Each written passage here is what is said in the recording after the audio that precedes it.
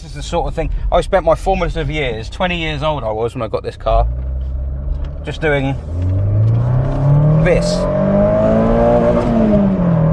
You're always hitting the limiter. This is up quite a steep hill. A few years ago, I was contacted by a man. I'm not going to use his real name. His name sounded like a unit of measurement, so we'll call him Yards. Yards had put up a post on a Facebook group. It was either one of the Citroen ones or a BX one, something like that. And he was basically a researcher or bod from a TV company. They were looking for a BX.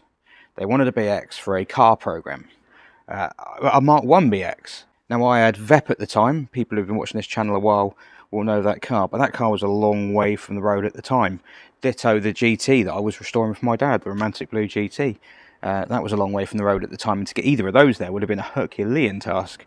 The details for this shoot were fairly scarce. All it really said was there was going to be a shoot happening at Goodwood, which is quite close to here. But as I didn't have a Mark 1 BX, I didn't pay it any more attention. The call had gone unanswered for some time. I could sense a little bit of desperation in Yards' camp. I couldn't help. The only BX I had to my name was this, a 1990 BX 16 valve. This is not a Mark 1 BX, as you can see. It's about as far away from one of those as you can get. So I'd never responded, but sensing a little bit of desperation from their side, I contacted them and said, well, if you get really stuck, I do have this car. Because I'm a bit of a geek, as you may have noticed. If they want to promote these things on the telly or put them out there into the media, I'm happy. I'm happy to help. It's good. It's good to share the love. But this car had already been shared out quite a lot. It's been on TV already. It's been in lots of newspapers. No, it hasn't. That's a lie. It's been in lots of magazines. No one wants to see the same car over and over again, do they? It gets boring. So I'd not really said anything, but because they were getting desperate, I said, well, if you get really stuck, you can use this. I'm close to Goodwood, but I'll need to know because I'm effectively self-employed and I'll need some time to get it ready because it normally looks like this, which may look nice on the camera, but I assure you, it's not. It's grotty. Yards returned and informed me they were desperate and they would use the 16 valve in place of a Mark 1, the place of the Mark 1 they wanted. I explained I would need some time. I'd need probably a day to give it a good clean, make it red again, get it presenting its best. And in fact, they even said, I believe they even said to me, yeah, give it a clean, give it a polish, make it look nice. Other than that, the details were scarce. They were patchy. I was trying to get a little bit of information about what they wanted the car for. So I asked the question, what kind of car show is it? And all I was told was it was going to be a car show that went out on the Travel Channel. Car show on the Travel Channel. So this is the kind of... Is anyone going to watch it? Basically, it was a program where they were going to reunite celebs with cars they used in the past, cars they owned in the past. Not the actual cars they had, but, you know, if so-and-so used to have a Ford Escort, they would reunite them with a Ford Escort and relive the memories with them on camera. Sounds amazing. Obviously, I needed dates and times for this because I'm effectively self-employed and said, well, I'd need some time. I'd have to take a day out of work and I'd have to spend some time making it look nice and everything, so just keep me posted. And they kept me posted on the dates and the times, but didn't really say a huge amount about what they were filming it for. I asked which celeb used to own a BX. Who is it? I'm intrigued. And the response was, well, I'm not sure if any of them ever did own a BX. Like, it was a silly question that I'd asked. Having just been told it was a TV program about reuniting past owners with types of car they used to own. This is a car. I'm not the best at maths, but I put 2 and 2 together there, and I thought I got 4, but yeah, whatever. As we've established, it was going to be shown on the Travel Channel, so I, at this point, wasn't thinking Top Gear production team were going to be losing any sleep over this one, but whatever. We were informed to be at a hotel near Goodwood early in the morning. I think it might have even been 8 o'clock, something like that, possibly 8, possibly 9, to meet these people, and I made my way there. We spent ages cleaning the car, got there, waited for the people to come out, the production team to come out of the hotel. When they did slowly rise, I was sort of hanging around in the car park for a bit, not really knowing what was going on. I met Yards, and he explained to me they were just going to do the bit with this car first over at Goodwood House, and yeah, it wouldn't take long. And then the director came along, and he made noises. The noises he made were actually encouraging, because he was like, yes, I remember these. In France, weren't these called the soupapes? The 16 soupapes, because obviously valve in French, soupape. Oh, yeah, yes. Oh, all right. Okay, that's reassuring. I don't know why. Someone knew something. So we were instructed to drive to the Goodwood estate, where we would await the filming of the car and wait for the presenter to turn up. So we made our way to Goodwood. Now, I would love to say that I'm some kind of sharp-tongued, battle-hardened, streetwise kind of chap who doesn't take crap from people and spots bullshit a mile away. I'd love to tell you that, but I can't. What I am is kind of naive, and I take everybody at their word. I assume everyone's telling the truth. I assume everyone has way more integrity than they probably have, and assume the best in people. I don't like to admit it, but it's true. I do, because I never doubt people. If they say they're going to do something, I go, all right, they're going to do that. And then if they turn out to be lying or something, I think, oh, that was stupid. They're idiots. Blah blah blah. But it's always after the event. I think of a really good comeback to say to someone about 10 hours after the event. So I was given a waiver to sign when we got to the estate, and because I'm a fool, I signed it. Didn't even read it, just signed it. So if you're ever in this position with a TV company in a car, read it, ask what you're signing for. Why do you want my car? What exactly is your plan with my car? You must have a plan. You're a TV production company. You're not some YouTuber. You have a plan. You know what you're going to do. You have a rough timetable of the day. Tell me where this comes in. But I didn't. I just signed it. I'm a knob. All I knew at this point was that it was a program, as I say, about some reuniting people with cars that they used to own or whatever. I didn't know any more than that. And then I'd heard mutterings about it being an intro car, something like that, but I thought nothing of it. Eventually, a Range Rover turns up, and out of the passenger seat steps none other than future Top Gear presenter Patrick McGuinness. Nothing is said, really. People keep trying to talk to him, and he keeps standing looking at his phone while they're talking to him, and eventually puts his phone away, and they basically say, right, we're going to start now. And I heard director or someone say something to him about ad-libbing. Going to ad-lib this, there's no script. Kind of like I'm doing now, but obviously he's a professional, so he's better at it than I am. Okay, this is all really weird, but whatever. So kind of hearing that this is going to be ad-libbed, I know this is all coming straight from the heart, straight from Paddy McGuinness's bonds. He is going to speak the truth to the people. So the filming begins, and I can hear him saying things, and the premise is not positive. He's, well, I turned round to Yards and said, is my car being roasted here then? They wanted a car to take the mickey out of before they did the shoot, before they met the celeb, before they reunited the celeb with whatever car they had, which would have been from the same kind of era, probably. But yeah, they wanted, they picked some cars they were going to take the mickey out of before the show started. And this was one of them. Now, when I turned around to Yards and said, with my car being roasted then, I don't remember what he looks like. I honestly don't remember what he looks like. I have in my head that he looked like Moss from the IT Crowd. But what I can't forget is the expression on his face, which was a mixture of guilt, snideness, embarrassment, slightly coy, all wrapped into one. It was kind of like, yeah, we got you there, sorry. Yeah, like I say, I take people at their word. I signed the waiver, didn't I? Knobhead.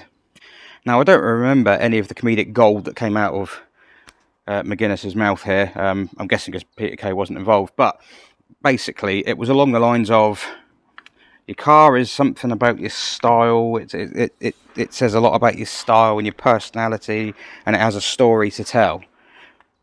And he was round the back, and then he was like, but I'm not sure what kind of story this thing could tell. And then patted it patronisingly. I'm paraphrasing. I don't know exactly what it was he said. It was something along those lines. Did it a couple of times, and that was it. Done. Finished. Thanks, we've used your car. No, you used me. You stitched me up. You used me. Let's be honest, that's what it was. And I know this is first world problems. Bigger things have happened. Countries have been invaded. Hey, today is D-Day 80 at the airfield over the road. We may see some nice aeroplanes going over at some point, and that is to celebrate something serious that happened many years ago. This is not serious. Much worse things have happened than this. But today is a day where I talk about this car. Of all the days, in all the years, this is the day, because it is 20 years to the day that I bought this car. I realised a dream. This, for me, was a dream. It might not be a dream for Mr. McGuinness or any of the production team or people who watched the programme even, but for me, this was a dream. And it was being taken the piss out of. Live, well, not live, because it wasn't live, but on TV, on national, well, it wasn't national TV, Travel Channel. Where the hell would you see the Travel Channel? It was basically being taken the piss out of in their own forum, and I had no right of reply. There's nothing I could say. I couldn't step in and go, whoa, hang on. Explain to me why. Why is this not being able to tell a story? But I couldn't. I just had to go, he's so funny, and walk off. So it is a first world problem. Nobody died. Nobody got hurt. Feelings, maybe. They're just words. But I felt wronged. I was bothered. It wound me up. And this is my channel on YouTube. And I'll bitch if I want to. I left the shoot. I was with my friend Andy, and we'd gone to Goodwood. We left the shoot. I made use of the time because I drove up the hill climb in the Goodwood estate, which I'm probably not supposed to do, but it was like, I'm going to do that.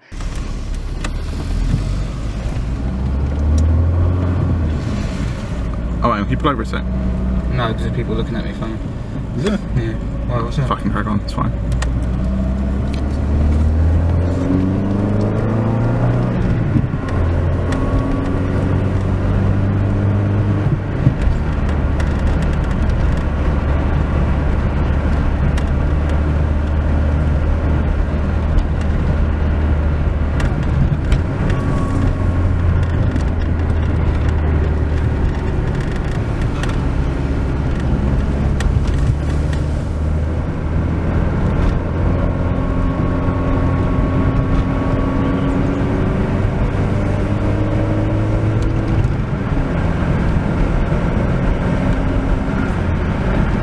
And we drove up there, and then we actually went off and rescued the day because Andy brought his wicked, sweet, awesome camera with him. Some of the shots you see in this video are from that day with that camera. So if it looks really good quality and really nicely shot, you know it's not me. And we rescued the day because I think we went to a pub, and we basically spent the day taking pictures and filming, just back in the day like we used to. And that kind of rescued it, really. I've used the footage from that day that we shot, that he shot, way more over the years than, well, people have probably watched the Travel Channel, I don't know. What I was bothered about more wasn't the fact that someone was taking the piss out of my Citroen VX. Because lots of people will do that. Hell, there is a queue of people who want to take the piss out of my Citroen VX. And when I got this car, I was a laughingstock. That wasn't the issue. The issue was the deception. Plain and simple deception. And I don't like the sort of the narrative of punching down. I hate the term punching down because comedy is comedy. It punches in every direction. Every minority, every majority, whatever. It goes all ways. If it doesn't, it's not comedy, right? Anything can be laughed at. But it's deception. It's not funny. The premise that was sold to people who were going to lend them their cars to use was basically that they were going to get some celebs down who wanted to drive these cars and relive memories of their youth. They didn't actually tell you that all they were doing was lining them up to take the piss out of. And there were a number of cars, and I wouldn't mind betting there were a number of people who were stitched up like myself. I remember, I think there was a K10 Micra at the beginning of one of them. pretty sure there was a Renault 5. I remember watching it. Oh, Metro. I remember watching it thinking, like, some of the cars were kind of beat up. And they tell more of a story, to be honest, than a car that's not beat up. Because it's like, how did you get beat up? But some of the cars were beat up. And some of them were tidy. Or at least cared for. Someone's doing loops over there. Can't see it. If I see anything, if cool planes go by, I'll stop the recording and film it. But yeah, some of these cars were tatty. Some of them were cared for. Some of them, whether they were actually good condition or not, irrelevant. The person who owned them had tried. They'd polished it, they'd cleaned it, they'd spent time loving it, and they brought it down for them to use. And these guys had just taken the piss and lied. I'm over it. I'm definitely over it. 100%. I'm 100% over it.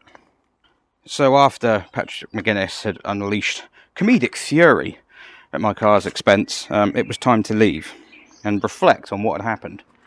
But the thing that really frustrated me, it wasn't just the deception. The thing that bugged me was that it was clear to me from the off, listening to the things he was saying, I don't care what he says and I don't care what programs he's done.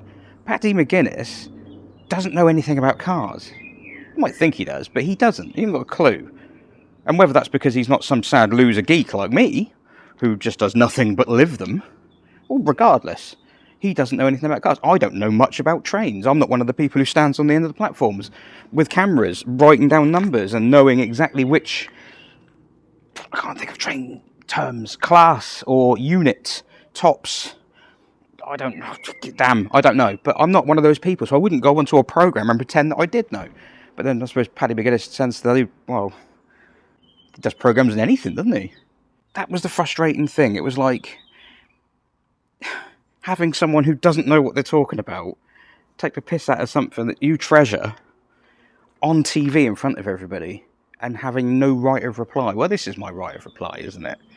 But yeah, that's what bugged me. I mean, it's like me going back to the 90s and trying to give Alex Ferguson tips on managing a football team in the Northwest. Or trying to give Ricky Gervais tips on being a comedian. Or Paddy McGuinness trying to give Ricky Gervais tips on being a comedian. I can't really say I've watched much of the newer Top Gear. Well, if I'm honest, Top Gear I think died in about 2016 or whatever it was, but Chris Harris blocked me on Twitter. I don't know why. So I can't like him anymore. The only one I've got no beef with is Flintoff. But other than the fact it's pretty apparent he can't drive. Mind you, didn't McGuinness crash one? Regardless, he had a bad crash. No beef with him at all, really. Bit of almost a national treasure, really, in terms of a sporting thing. I hope he's okay. So yeah, I don't really know what else went on after that. So I didn't watch enough of Top Gear to know whether he's learned anything, but he didn't know anything about cars, and that's kind of what bugged me. I compare it to the old Top Gear. If the old Top Gear, if like Clarkson or Hammond or May ripped the piss out of my car, I mean, I'd probably laugh because it would probably be funny. But also I'd think, well, yeah, these guys know their stuff. If that's their opinion, they're paid to present their opinion. They know their stuff. They might act like they don't. May might act like it. Everyone acts like he's Captain Boring or whatever, Captain Slow. But the reality is he can probably pedal. He's been around cars a long time. Clarkson plays the oaf. But he's actually, well, let's be honest, he's going to be a very clever guy. And Hammond is blatantly a petrolhead. 100%, you can tell. So, Patrick McGuinness. I think my mother-in-law said she went to school with him. The only bit of comedy from that day happened at the end of the shoot when someone called over and said, would I like a photo with Paddy McGuinness? And at this point, I still didn't even know who the celeb was. Jodie Kidd was the celeb. She, I'm guessing, has never heard of BX. Do I blame Yards? No. He was just doing his job. I think he's a bit of a snake, but maybe his job is to be a snake. Do I blame Patrick McGuinness? No. He's a presenter. Rent a present. Just plug him in. Say stuff. Thank you. Edit. Done. Program. Copy. Paste. No one's putting any effort into that program. No one loved that program. It was just there to fill a hole. Make money for a production company. I don't blame him.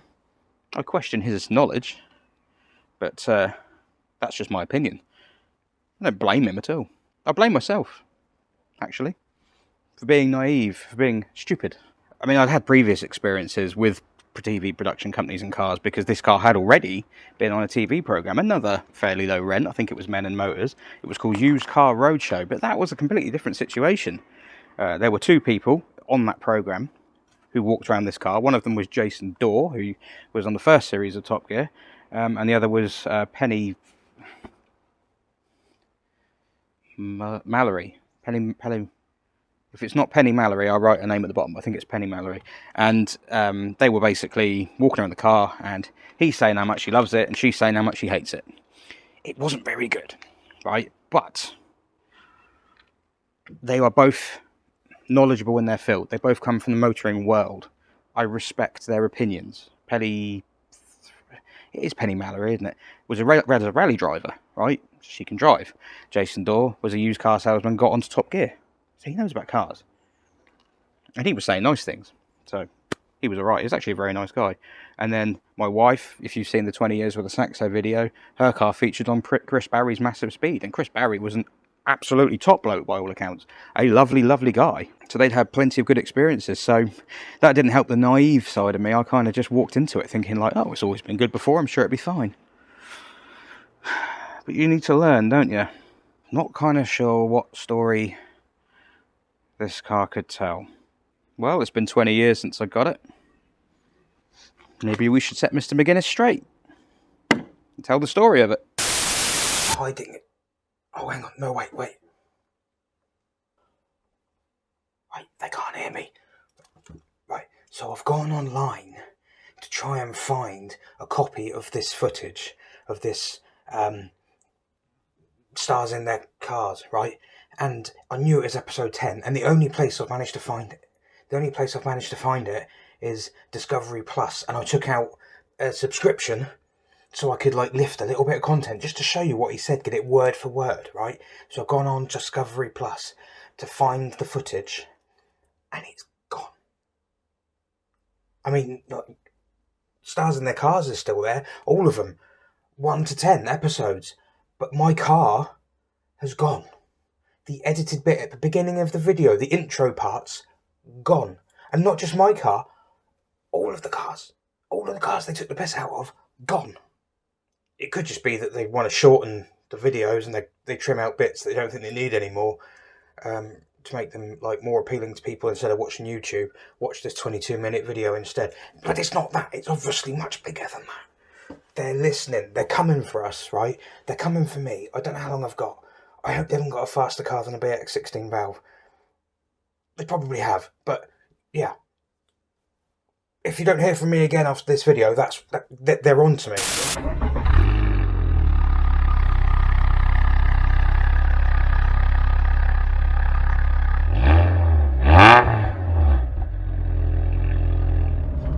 So then let's tell the story.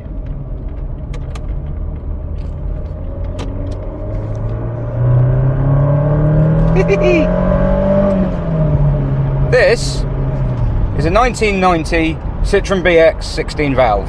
It was built in Rennes, in Brittany, on the 12th of January 1990, but it wasn't registered until the 10th of January 1991 because no one wanted it, basically.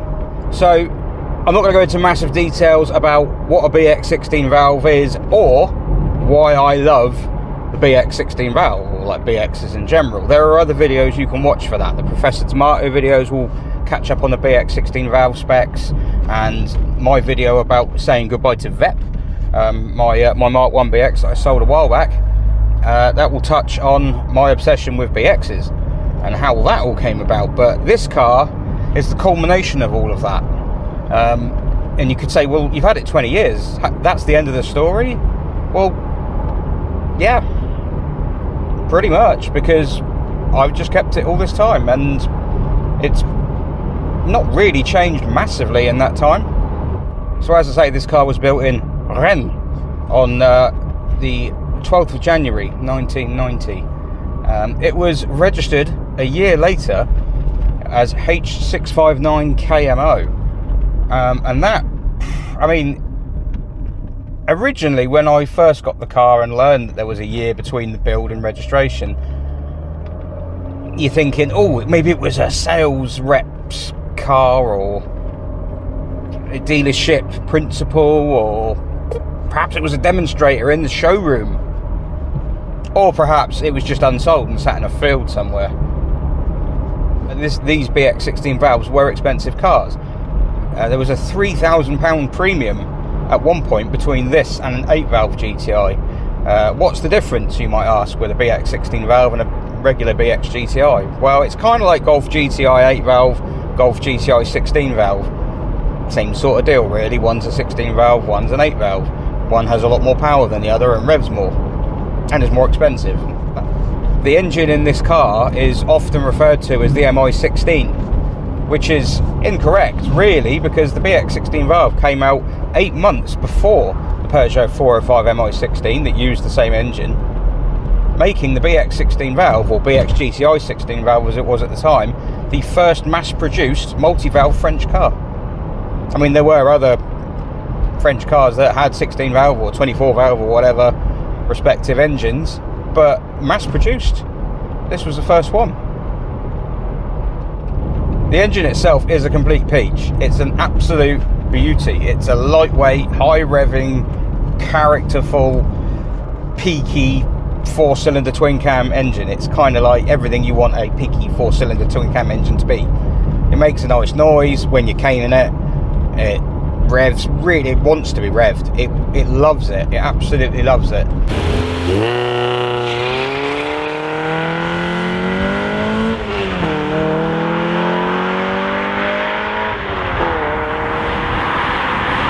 Not a huge amount of torque. I think the book figures are something like 133 pound-foot of torque, and it's high. It's like 5,000 RPM, so it's kind of like Honda VTEC syndrome, but 160 horsepower, about 6,500, somewhere between 6,500 and 7,000.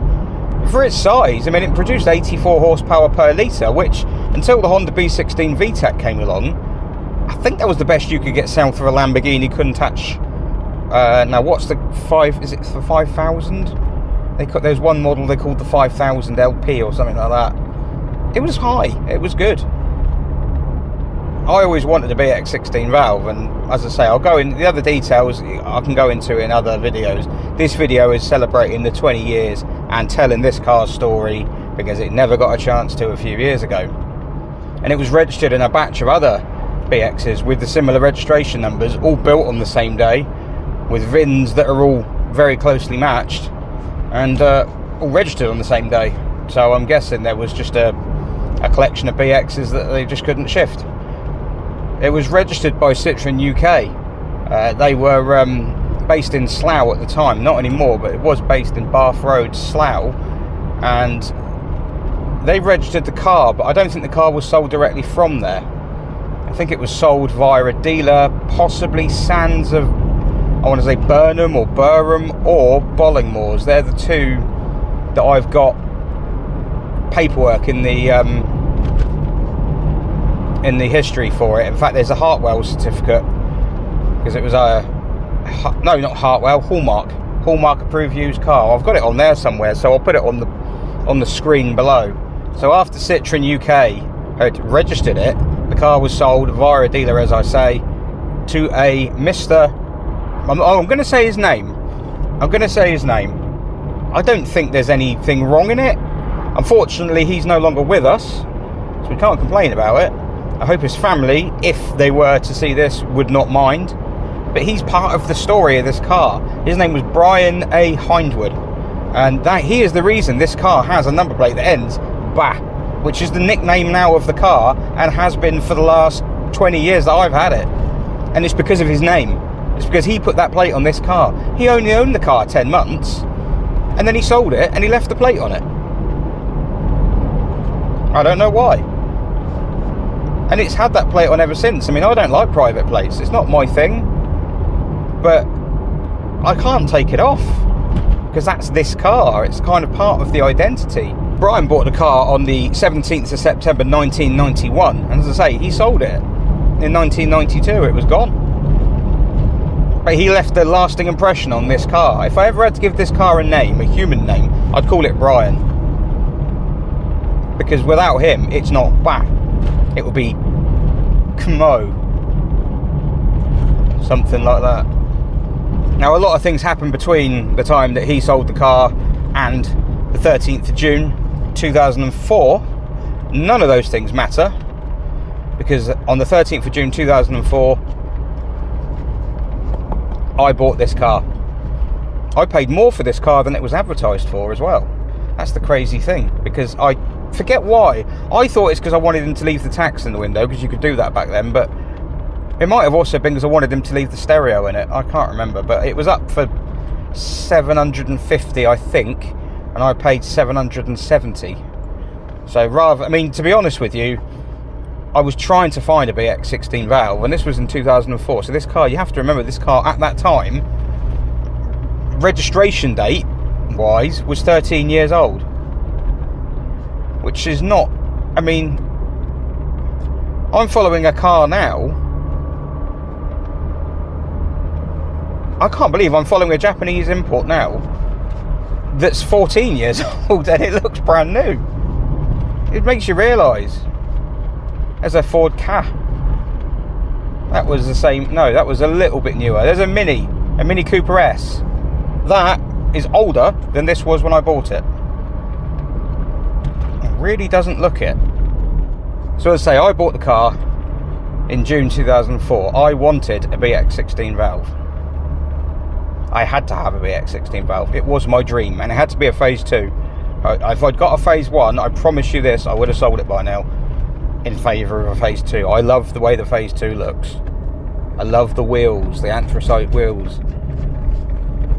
I also love this location. This bridge here is next to the old Droxford railway station on the Meon Valley line, and that is where Churchill met to make last minute preparations for D-Day, which was, well, it was the 80th anniversary of D-Day last week.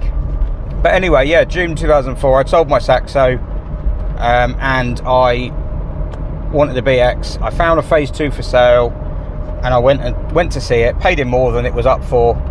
I would have, I mean, I was never going to haggle. I was going there to come back with the car. I got there and it had a tow bar on it. Second gear synchro was worn. It used to grind gears going into second. Didn't care, still bought it. I always wanted one. It was the car, I used to draw them on my maths book in school. I mean, I used to like Scoobies and Skylines and everything like that, as you do. It was a Gran Turismo generation, don't forget, in the 90s. So, you know, it was all about JDM, but there was something about the BX16 valve. I really, really, really wanted one. And I wasn't brave enough to get one until I'd ended up having a brand new Saxo, blowing the gearbox up repeatedly in it, because I was driving it wrong. And then deciding, you know what, if I'm going to keep working on a car, I might as well get an older car that I really like. So I got this. We picked the car up in a place called Pennenden Heath, which I think is near Maidstone. In fact, before we do that, I'm going to show you why I bought it. There's no one around. So this is the sort of thing. I spent my formative years, 20 years old I was when I got this car, just doing this.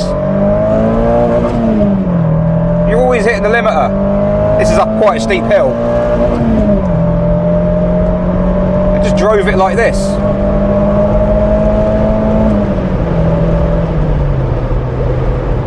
Like non-stop.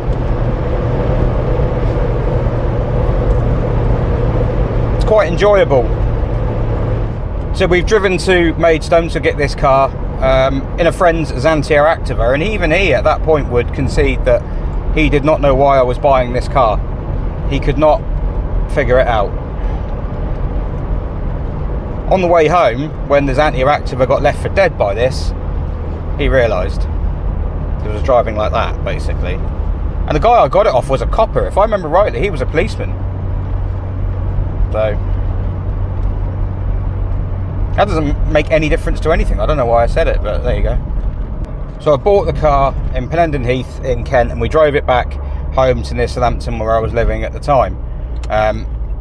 And the journey back was funny because I had a friend with a Xantier Activa, who, I mean, we were both young, driving like idiots, and we were going back down the A3, and we were both giving it stacks, but I'd backed off at this point, and he hadn't. He went absolutely ripping past me because a BMW had come ripping past me, and he'd gone chasing after it, because that's what you did when you were young and trying to prove that, and went flying after the BMW. And there was a slip road on the left as we were driving along, and a police car going at high speed with blues and twos on appeared on this slip road. Now the guys in front, this mystery BMW and my friend in the Xantia Activa, were going at fairly illegal speeds, like you'd probably lose your license instantly, and the Beamer appeared behind them, and I just saw the brake lights on the Activa come on and the back end of it shoot up in the air, and the Beamer carry on. He pulled to one side, the policeman shot past him, and we thought, oh, he's got away with it, he's going after the Beamer. The Beamer pulled off, and the policeman carried on. Oh, he was obviously going to something more important. Got away with one there. Now I have to be honest, when I bought this car, I mean, I was 20 years old. People did not understand why I bought it, because, I mean, I was a laughing stock. It's a BX. Possibly for the same kind of reasons that people behind the program, the researchers, also thought it was a laughing stock. I don't know. But that was in 2004. It wasn't such a laughing stock when I took it to Thorney Island a little while later. We took it to a quarter mile day on an airfield, on an old air base, where this car managed 15.6 seconds on the quarter mile. The book time. It just hit the book time. It was 15.6 at, I want to say 92 miles an hour. Would that sound about right? I think it was 92. I beat the Xantia. That managed 16.2. I beat a friend in an Audi A4 who had remapped it, and it was running at 210 horsepower or whatever. And I said to him, if you get a better start than me, you're gone, because I'll never catch you. My car's much lighter, so I've got to launch better than you, and if I don't launch better than you, we've had it. And it was the other way around. He launched better than I did, and I reeled him back in. And that's when I realised how good this thing is in third gear. In third gear, in its stride, in the power band, which is kind of like above 4,500 up to about 7, just under 7, I haven't driven much. I mean, if we obviously get away from extreme things, in this kind of environment, in this arena, I haven't driven much that is, as you know, any quicker. So it had a success at Thorney Island, but then it went to Santa Pod and it had a fail. Because at Santa Pod, well, you can watch the video, here it is.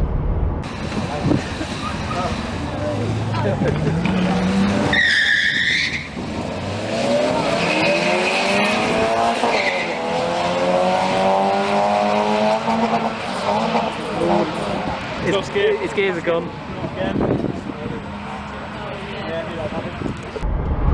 Yeah, that's the gear linkage coming off. The gear linkage popped off and left me rolling basically up the runway, so I got beat. Now the other BX you see there is a man called Luke. That BX is now, he still owns that BX as well, that white 16 valve. He runs bx16valve.com, and that car will be at the Goodwood Festival of Speed in a concours de area, and that's really nice, that car, so you'll see that there if you go to the Festival of Speed. If you don't go, you won't see it. After Santa Pod, things got eventful. I'd modified the car a fair bit. It was, as you can see, it had different wheels on it at Santa Pod. It was actually running C2 GT wheels, which is the stupidest set of wheels I put on it. I put a leather interior in it for a while. I ended up selling that eventually. We got to the end of 2004, everything's tickety-boo. I'm just spending my life polishing it, loving it, blah, blah, blah. 2005 rolls around, and, well, it started kind of intensely. So three things happened in 2005. The first one is the leather was fitted. That may have been the end of 2004. The second thing is that I met my wife, the woman who I would later marry. I met her in January 2005. I wasn't going out with her for a while, at least a year after that, but I met her in January 2005. In this car. That's not a completely like, well, why are you telling us that? It was in this car. She was in the Saxo, I was in this. I was selling a book for modifying Saxos because I had bought this, because I didn't have the Saxo anymore. And all these years later, it's still going. Still ruining her life. And later on, after I'd met her, not long after I'd met her, possibly a number of days after I'd met her, I blew this up.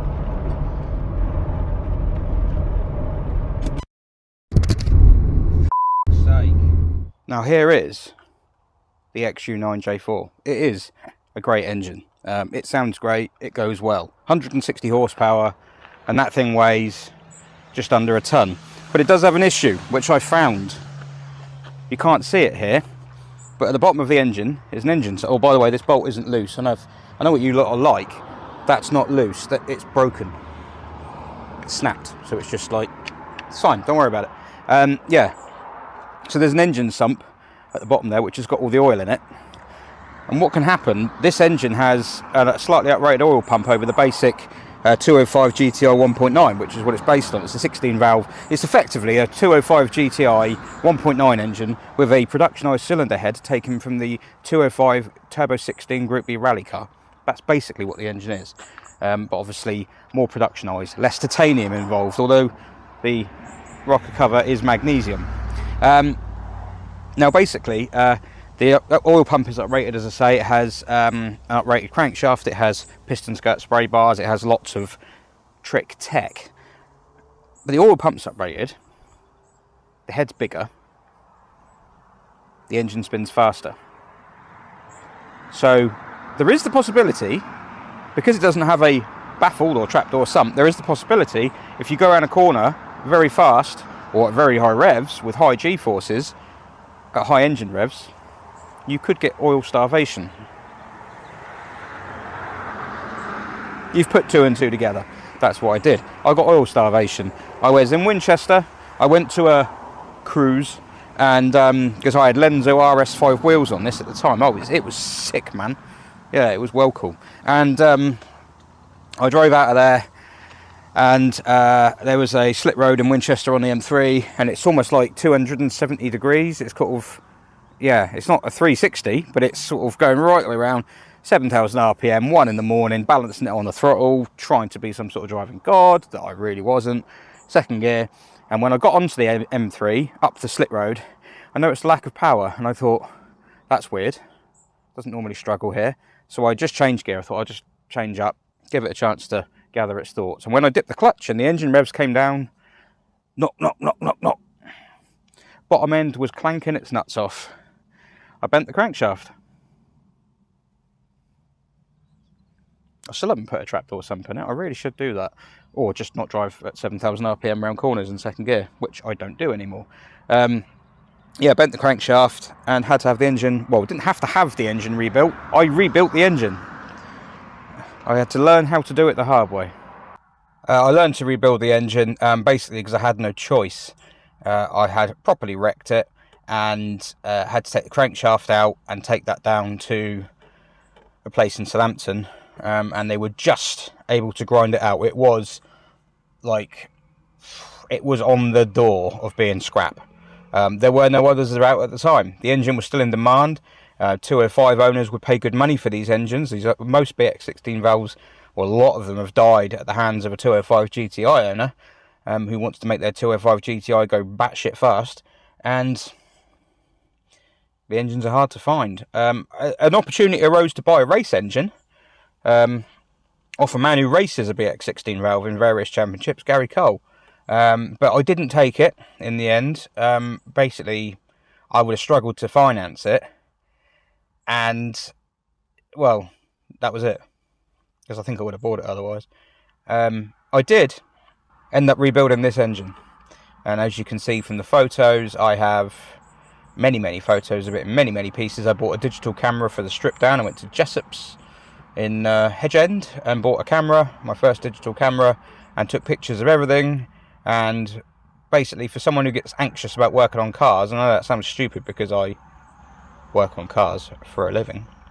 Yeah, that was quite an ordeal to do, but it worked. And to this day, aside from the fact this car is sometimes a little bit fumey and a little bit smoky, it went well because it goes. This is the highest performing BX16 valve that I've had on the rollers at work. It did at one point hit 161 horsepower. It goes well. It flies. And when I was rebuilding it, I worked at Car Parts at the time in Southampton, and I was fortunate to work with a guy who, to be honest, didn't really like me. Oh god, it's the pop and bang brigade. Otherwise, no, I'm going to flip the camera around. Actually, how cool is that? That is...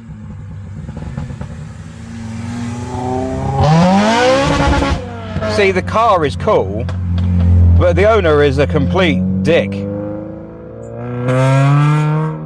That's the thing. I like Honda VTECs. I do. I really like Civics. I think EG is a cracking looking car, and they've got great engines and great engineering. But they drive like that.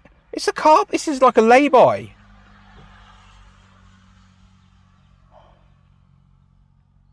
What was I saying?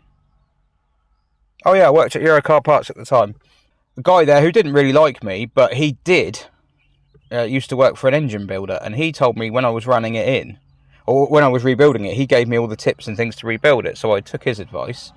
And then I did a lot of research reading on the forum, Puma Racing forum. Anyone who, or website I should say, anyone who knows these engines knows about Puma Racing, which doesn't do Ford Pumas, I don't think. I don't know why it's called Puma Racing. And he, don't get me wrong, the guy who wrote that was a character. I think he got banned from the Pistonheads forums just because of his attitude. But he seemed to know his stuff. And, well, no, he seemed to know his stuff. He knew his stuff. And one of the things, I followed his advice to the letter, basically. Everything he wrote, I did. And one of the things he wrote is, there's no point running in an engine. If it's going to blow up, it's going to blow up. Don't bother running it in. So I never did. This car got driven pretty hard from day one, with all new bearings and everything like that. And to this day, it is sweet, free spinning. I think his advice was well founded. So, yeah, that was my first engine rebuild. And to be honest, so far, that's been my only engine rebuild. The SM will probably be my next engine rebuild, and that will be a fair bit more expensive. One of the things that also happened when I rebuilt the engine is I hadn't realised I'd done it at the time. I managed to bend one of the valves. I had an engine tap when I put the engine back together that I could not get rid of. And it turns out that when I put the camshafts in the head, which I shouldn't have done, I should have put the head on the engine and then fitted the camshafts. But I didn't. I built the head up and everything and then fitted it on the engine complete. And I shouldn't have done that. Because what happened was when I put the cams in, it obviously pushed the valves into whatever positions they wanted to be in. And the valves on these engines, especially the inlets, are big. And they stick out the bottom of the head quite a lot. And it doesn't take much if you pick the head up and put it down on a workmate to bend one of them. And it wasn't until many years later that I took the engine apart again, took the head apart to have a look at the valve. The block's never been apart again, but I took the head off and found that one of the valves was bent. Put it in a drill and it had mashed the valve seat. So grinding stick, second-hand valve, boom, done. Let's continue the drive. Good job it started then, wasn't it? Now this is a long story, but then I'm not making this video for clicks. I'm not making this video for money. I'm not making this video for, well, for any of the reasons that a YouTuber would normally make a YouTube video for. I'm making this video for the car and for me. Telling its story, and for Mr. McGuinness. I'm telling the story. Oh, this is an awful junction.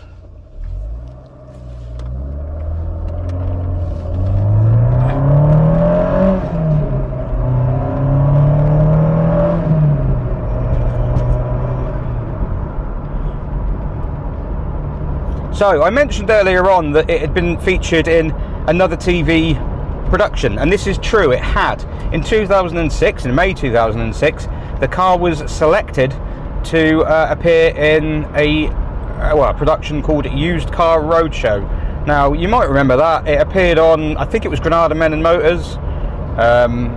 It was something like that. And basically it was a pretty low rent car show. But it was presented by Jason Dorr, and I think her name was Penny Mallory, the woman who used to be in Driven. And basically it was at Santa Pod. They paid the expenses and everything like that, and said, we're looking for a BX16 valve for our feature, Teenage Kicks feature it was called. And it was basically cars that you liked when you were younger but you couldn't afford them, but now they're cheap. And the joke was that no one would want it really, but Mr. Jason Dorr did, because he was working at a Citroen dealer and he was quite taken with a BX16 valve. A very nice guy he seemed to be. I mean, I didn't spend a huge amount of time talking to him, but he genuinely seemed a nice guy. I believe his enthusiasm was genuine. Yeah, not much to it really. There was no, you don't do these programs and have the presenters come up and go, oh, good to meet you, thank you for bringing your car along, blah, blah, blah. They just do their thing, but he seemed a nice guy. She didn't like the car so much. In fact, there was a hospitality tent where you could go in and get little snacks and eats and things like that. And my wife went in there, and Miss Mallory was in there, and she was saying, oh, I just got nothing nice to say about it. I hate it. It's horrid. It's horrid. And then she turned around and saw my wife there. Like, the only footage I've got of it that's already on YouTube looks like this. We're getting Teenage Kicks this week in a 1980s hot hatch that's now an absolute steal. Remember the cars you lusted after as a teenager, the ones you dreamt of owning, could never afford to buy, and certainly couldn't afford to insure? Well, believe it or not, the Citroen BX was on Jason's wish list. What were you thinking? So her disdain for the car was genuine. But that was a good experience. And in fact, I remember I did that because my granddad died. Not long, it was about a week before that, and I saw the post go out saying they wanted a BX16 valve. So I put my name forward because I thought life's too short. Literally, well, my granddad had just died, so I was like, well, life's too short. So in the end I did that. So every time I remember doing that, I remember I did it because my granddad died. Strange. In 2007,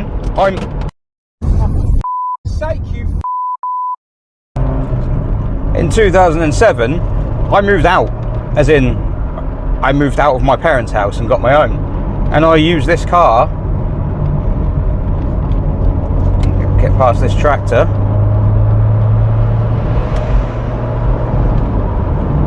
That tractor's going fast. And I used this car, as well as a van, to move out. So this car came with me on my adventure, on my journey. It took me from being not a child, but living at home with your parents type, to getting out and about and being independent, being an adult. At that point, we took out a loan, slightly stupidly, and bought a TVR Chimera as a toy. But this car remained in place. It didn't get replaced by the TVR. I kept it as a separate kind of toy. In 2009, this car, somewhat by accident, but it did happen, became the first car that my children travelled in, because my first children, twins, were born in June 2009, and they were in special care in the hospital. They were premature, and I was going to visit them, and my wife, who was staying there, see how everyone's getting on, all that kind of thing, as you probably would. And on one particular day, the weather was kind of like it is now, and I drove this. And it happened to have the kid seats in the back, because I was playing around to see if they would fit in this car. And when I got there, they said, well, it can probably go home. So they ended up going home that day in this.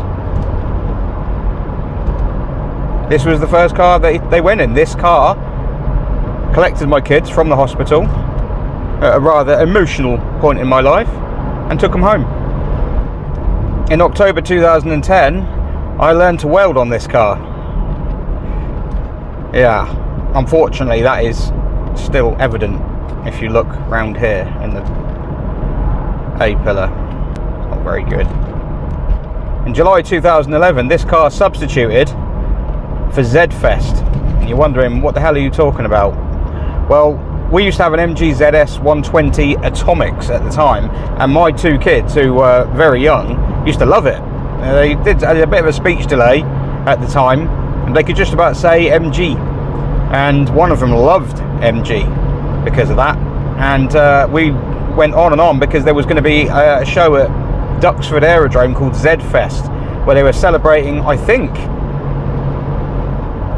actually looking back, I think it was 10 years. I think it was just 10 years of the Z cars, the MG ZR, ZS, ZT. So we went on and on and on. We were going to take the Atomics to this show in Duxford. Long way to go. Kids were going to love it, surely. Go and see all the aeroplanes and stuff. Only when we were on the M27, it started stuttering and playing up.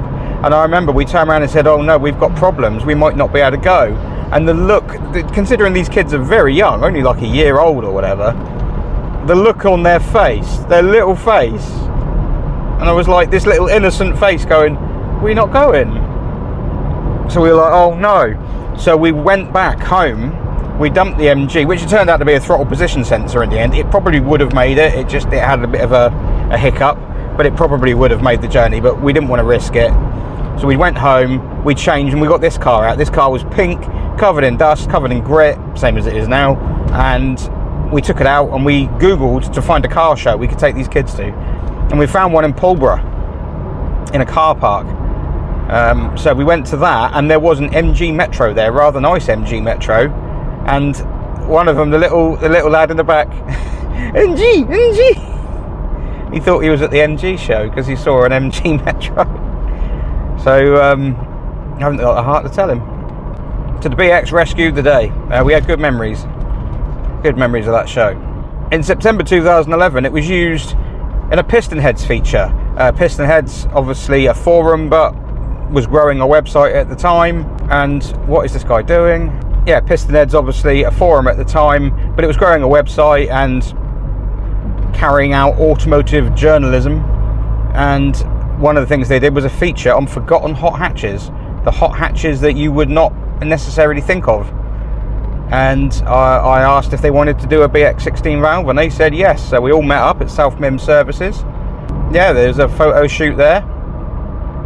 Photographer was Nick Williams. These are some of his pictures lifted from the website. And I spoke to the guy, the Piston Heads guy, and yeah. There was there was a Skoda Octavia VRS, there was a Beetle with a 3.2 V6 in it. There was an MG ZS 180. I went on to own as an MG ZS 180. There was something else as well. Oh, an Alfa Romeo 145 Cloverleaf, I think. So yeah, that was in 2011, September 2011, in 9/11. No. In May 2012, the car took on wedding duties. I got married. Now, our wedding car was a DS natural. Actually, it wasn't. Looking back at it, it was a D Special or a D Super, but it was a DS. And this car was my car to get to the wedding. So it was ribboned up. It was me, my brother, and we had 3 kids at this point. The third one had spawned. He was only a few months old. That he ended up staying with my wife, so he didn't go in this. But the twins went in this, and their little suits, and we made our way to the wedding. And I had lots of alcohol in the boot, and I had to down a lot of that before the wedding because there's no way I could talk in front of people. Now look at me. I'm not talking in front of people. I'm talking to my phone, so which is quite a normal thing to do. In November 2013. An ad went up. BX Club, the forum, BX Club UK, which is not a club, it's just a forum, had managed to snag an NEC spot in the NEC Indoor Classic Car Show in Birmingham. That's a big show. And they wanted to know which cars were to go on, so it was put on. They needed like 5 cars or something like that. List of cars were put on, people voted for which ones they wanted. This was one of the cars that got voted in, so this car was in the NEC. In 2013, if you walk around the NEC in 2013 and saw a red BX16 valve, it was probably this one. I had a nightmare weekend, to be fair. That weekend, lots of car problems and things, but some good mates Shout out to Vanny, he helped me out that weekend. And yeah, some good memories. And then we took the kids there on the last day and brought this car home. Got them a very overpriced tuna baguette from the refectory or whatever you call it, and one of them threw it up in the foyer, so that was great. Good times. In April 2016, this car was used to be filmed for a programme called Starsintheircars, hosted by Paddy McGuinness. I think I've covered that bit.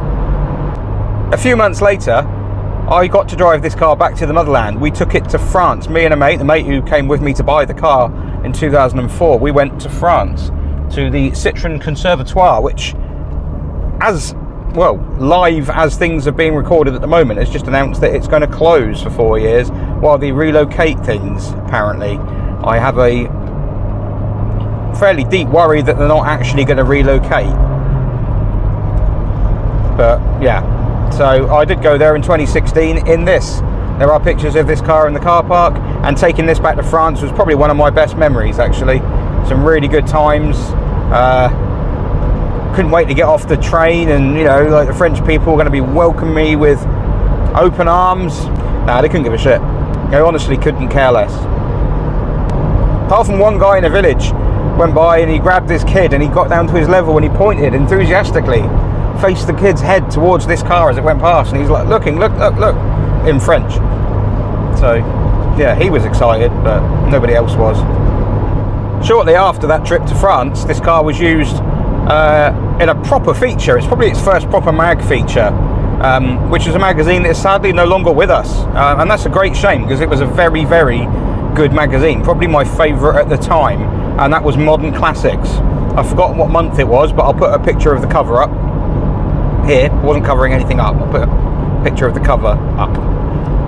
Yeah, Modern Classics. Yeah, it was a great mag, and it was a real shame that it's, you know, basically got canned. I'm guessing because it didn't make enough money for the publishers. You know, it's all money based, isn't it? So, but yeah, it was in there. Got some of the best photos out of it. Some really cool photos, which I'm not really supposed to use, but I'll put one on the screen so you get the kind of idea of the level that this was at. It was a well-written piece. It was done by Nathan Chadwick. Great writing. He got the car, he fully understood it, despite barely driving it, and despite the fact it kind of soiled itself on the day. One of the LHM pipes fractured from the pump to the flow valve, gushed fluid everywhere, but yeah, apart from that. A little bit later on, Practical Classics magazine were looking for some hydropneumatic Citroens to do a feature on the end of hydropneumatic suspension. It had officially been killed off. James Walsh was putting that together. I think he probably would have wanted a Mark 1 BX again, something not quite, 16 valve is the least kind of hydropneumatic. Well, I don't know, it's got hydropneumatic suspension, of course it has, but you think of waftiness and soft suspension, and this is the opposite of that. So, but I couldn't find one, and so I drove this car to Donington in 2017, and it was taken, it was part of a shoot for where they got together every single model of hydropneumatic Citroen they could find, every type, for one big shoot, and it was good little shoot. Nice to go to Donington. Photos are good. I can't remember if it went on the cover or not. I wouldn't have thought so. I'll stand corrected if it did, but I don't think it went on the cover. It bloody should have done, but I don't think it went on the cover. Not long after that, there was another feature. Autocar magazine had a thing called Past Masters. Now, I had a friend, Alex, friend of the channel, Alex Robbins, or aka Scroff, was a journo for Autocar at the time, and he wanted to do a feature on the BX16 valve because he loved them, and so he did that. But he also did one on my TVRS1 that I had at the time, and he also did one on my AX GT that I had either at that time or not long before that. Of the TVR and this, took them both out at the same time. He drove both, and his impression was that this one was more fun than the TVR. I mean, it was a V6 TVR, so it wasn't a particularly fast one or anything, but yeah, it was. I get it. I think this is more fun than a TVRS in its own little way. Anyway, I don't know where I'm driving. I think I'm going to Farnham, Fareham to Farnham. We've got to do a race and start It's a dual carriageway. Yeah! 60. So the Autocar article was actually the last thing it really did. After that, I drove it about a bit, but I knew that it was going to get stowed away. There's some rust creeping up on it, which is still creeping up on it, and I didn't have time to do it properly. It really needs the same kind of work on the back of it that I've been doing on Professor Tomato, JM's BX 16 valve, albeit at phase 1. This needs the same, and we know how long that's taken. So I knew that that needed doing, and the plan had been to get it done before today, but I never did. So I've had to get it back on the road. Still not really fully fit, but it got laid up in effectively the start of 2018, and then it met the SM. It came out of the garage in April 2024, just over a month ago, and met the SM for the first time. My two dream cars side by side. And then on May the 31st, a few days ago, MOT'd. I've had to do some work to get it on the road. I've carried out some repairs. I've done some of the jobs it needed doing, but not all of them. There are others that it needs, and it will get those. But I had to get it back on the road for this 20th year, for the 20th anniversary. I was originally going to take it to Kent today, but I'm not going to now. I'm going to take it to Kent on the 29th of June, in a couple of weeks. The Super Touring Power 2 at Brands Hatch Circuit. That is an awesome event. I suggest you go if you haven't. Well, there's only been one before, but if you've not been to that, unlucky, go to this one.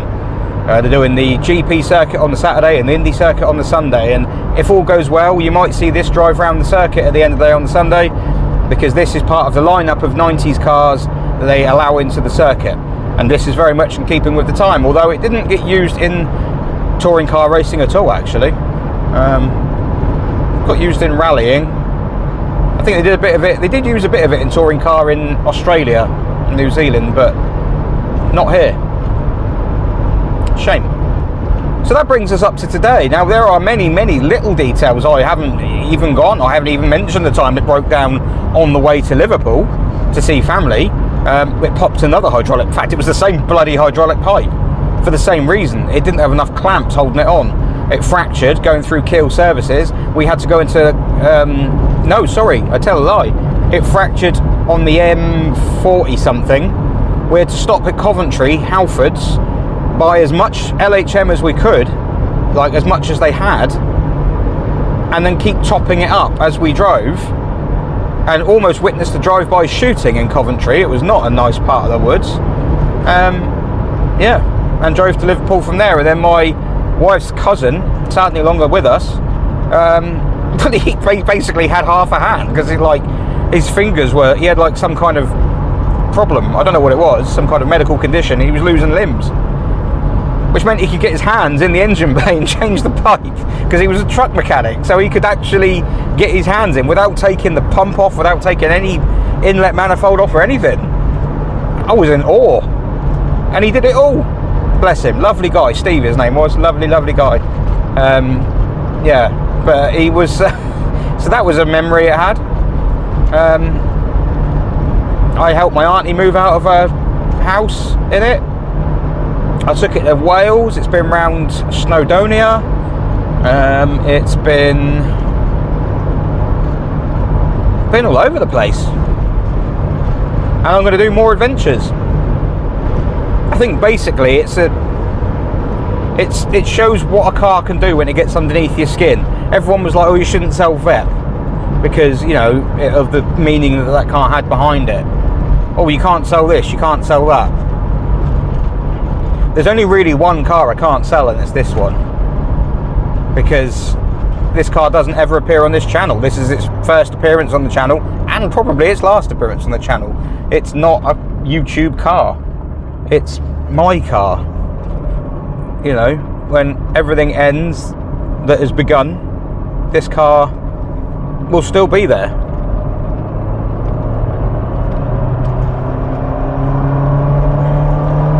$5,000 revs. can feel it on your face. It's great. The thing is, no one expects it either. That's the funny thing. All the days I took it to quarter mile days, all the times I raced it, what was it, a quarter mile, we did it against a Honda CRX, I think it was, and it was neck and neck with that. Absolutely neck and neck with that. A VTEC one, I think it was. I can tell you, unofficially of course, that if you were to street race a car like this, it is pretty much very level pegging with an Astra GTE 16 valve. Don't ask me how I know. I also remember a time when we were driving back in the Chimera that we had, the 4 litre Chimera, and my wife was driving this, I was driving the Chimera. It was out in a national speed limit road. It was a motorway slip road actually, and I went to overtake her. I was like, I'm gonna have you. And she was in third gear in this, and she never floors it. You could ask her, she never floors a car that she's driving. But for the only time she's done it, she floored this, and it was in its power band, and I had to spank the arse off that Chimera to get past. I was expecting just to sail past, like this was going backwards or something like that, and I didn't. It was like, I was out into the outside lane thinking, what are you doing? As I say, it's third gear in this thing. It's really surprising. It's funny what you can keep up with. You know, I mean, a lot of the memories I have in this car obviously go back to being young and driving like a tool, but 2.5 Boxster, that was funny. He was not happy. An Impreza. I had someone in the car as well who can vouch for me. Not a tuned Impreza, not a JDM Impreza, a UK, what do they call it, Turbo 2000? Bog standard, I think they're about 210 horsepower. But you know, if you're already rolling, you don't have the advantage of your four-wheel drive launch. As I say, got this thing into third gear.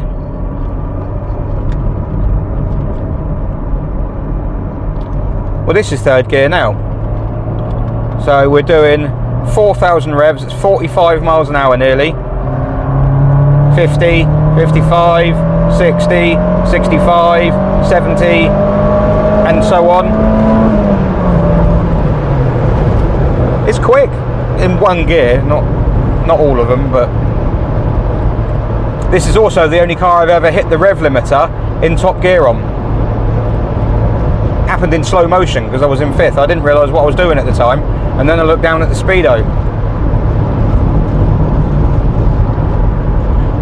It's not an accurate speedo, it had gone, yeah. I just have so many memories of driving this car, so many memories in this car. It's, you know, it's stupid. Like, I'm alright with it now, but when I first got it out of the garage, it had been nestled up in for like 4.5, 5 years. Oh god, no, it's longer than that. Like 6 years. I mean, it started first time. And on the old petrol that it was in. It went through the MOT on the old petrol that it was in, that it was on. Which is why it was really difficult to get the emissions through. But when I got it out, you got it out of the garage and you're worried. You're like, oh no, what? I don't want rain hitting it. I don't want... It's stupid, it's a bloody car. That's a funky looking house. But you get like that. Now I'm okay. Now it's out and about and oh, it'll fade and the paint's rubbed through in places. I mean, there are parts where it's been polished so much it's gone through to the primer. That's how badly this thing fades. The paint is atrocious. I never wanted to paint it. I never wanted to restore it. I wanted to keep it as it was, but I don't know. One day I'm not going to have a choice. It is going to need painting because it will just run out of paint. Unless I can just polish the primer so nice that it looks like paint and it'll become a white BX 16 valve. So I don't know how you feel about that, Mr. McGuinness. I mean, I don't know why I'm addressing you. You aren't going to see this, but you don't know what kind of story this thing is trying to tell.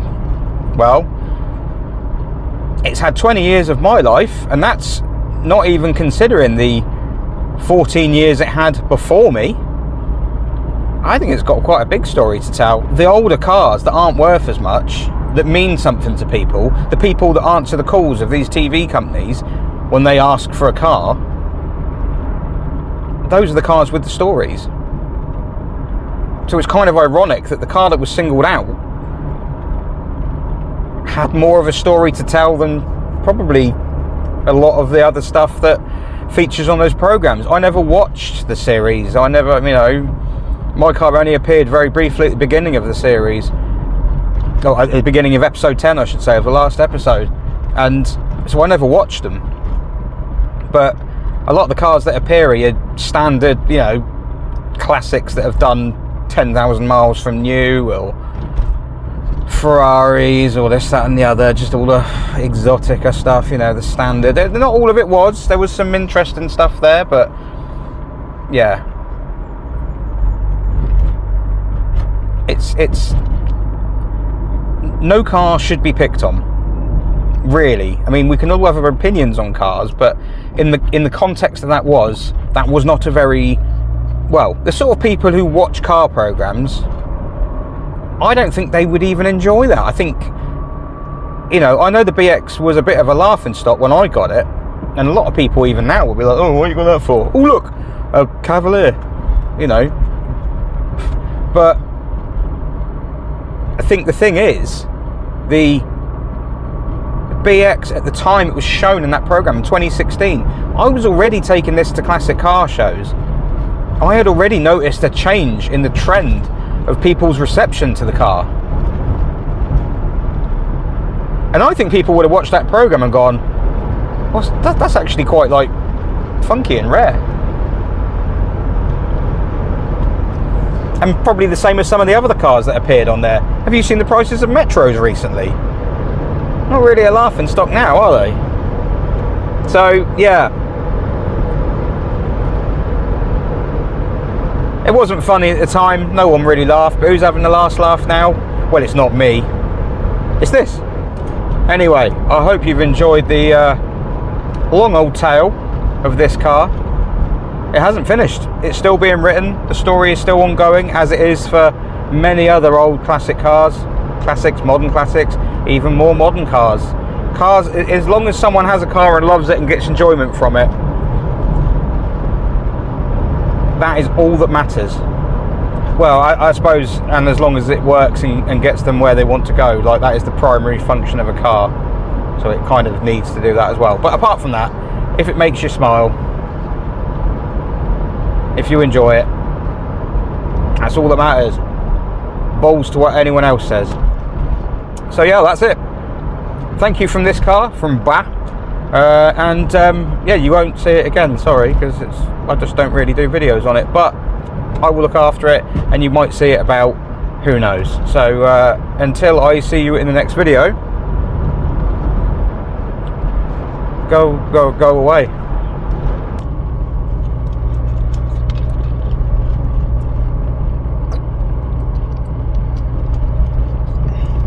Oh fuck.